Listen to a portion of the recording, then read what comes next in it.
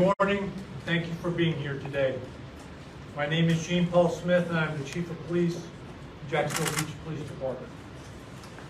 I'm joined by several of men and women from our agency. State Attorney Melissa Nelson and members of the Bridegan family who have waited for this day for almost a year. On February 16, 2022, Jared Bridegan was driving home from a planned date night with his children. On Wednesday nights, Jared would take his 9-year-old twins to dinner with their 2-year-old half-sister. He had just dropped off his twins at their mother's home and was driving to his own home on a dark area of Sanctuary Boulevard here in Jacksonville Beach. Jared came upon a tire blocking his route of travel. That tire was purposely placed there to make him stop. After putting on his hazard lights and placing his car in park, he opened his door and to presumably move the tire out of the road. It was then that he was gunned down in cold blood. Nothing was stolen from him. His 2-year-old daughter remained strapped in the car seat in the back. This was a planned and targeted ambush and murder. The ruthless homicide has pained our community, and of course Kirsten and Adam, who are here with us today, along with their brother Justin, and the rest of Jared's family and friends who mourned his death. For almost a year, we have investigated this case, seeking the many questions surrounding Jared's murder, and most importantly, to answer the question, who killed Jared? Just under an hour ago, this man, Henry Tenen, was arrested for the following crimes: conspiracy to commit murder, second degree murder with a weapon, accessory after the fact to a capital felony, and child abuse, all directly related to the murder of Jared. In just a moment, State Attorney Nelson will speak briefly about the charges and what's next for Tenen. However, I will say one additional thing beforehand.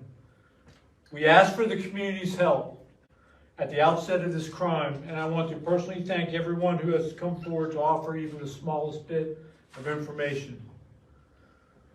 We ask for your help to identify a dark-colored F-150 Ford pickup spotted around the crime scene at the time of the shooting. And we sought information about the tire planted in the road that stopped Jared. Thank you again to everyone who stepped up. It was very helpful. We hope to have more answers to provide to you, even if not, it cannot be today. And with that, State Attorney Nelson will go into the charges and the next steps. Thank you, Chief. Let me begin by thanking all of the media who has followed this case since its inception.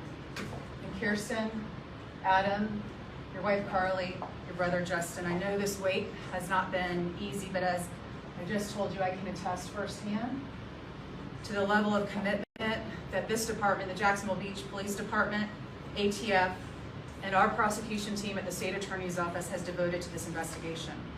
Today, we have decided to share limited information about the state's evidence against Henry Tenen. In order to protect the integrity of this ongoing and active investigation, the state has obtained a court order sealing Tenen's arrest warrant and affidavit for the next 30 days. However, I will briefly discuss the 4 crimes for which Tenen has been arrested. Conspiracy to commit murder. We know Henry Tenen did not act alone. Conspiracy to commit murder is a first-degree felony, punishable by up to 30 years in prison. Accessory after the fact to a capital felony. This charge is based on Henry Tenen's actions in the days after Jared's murder. This crime is also a first-degree felony, punishable by up to 30 years in prison. Child abuse. This charge stems from the fact that Kirsten and Jared's then 2-year-old daughter was directly in harm's way when her father was shot and killed in front of her. This is a 3rd-degree felony, punishable by up to 5 years in prison. 2nd-degree murder. This crime is a 1st-degree felony punishable by up to life in prison and due to Henry Tennant's participation in the murder of Jared Bridegan. Tennant will have his first appearance in court tomorrow morning. Thereafter, we will present his case to a grand jury in order to seek an indictment for first-degree murder. This, of course, will carry a punishment of mandatory life in prison.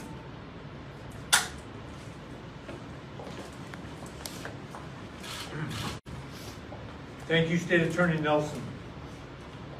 The last thing I will ask is for this community to continue its vigilance as we move forward with this case. If you have any information about this man, Henry Tennant, as it relates to this crime, please contact the Jacksonville Beach Police Department or the State Attorney's Office. Thank you for being here and have a good day. Thank you.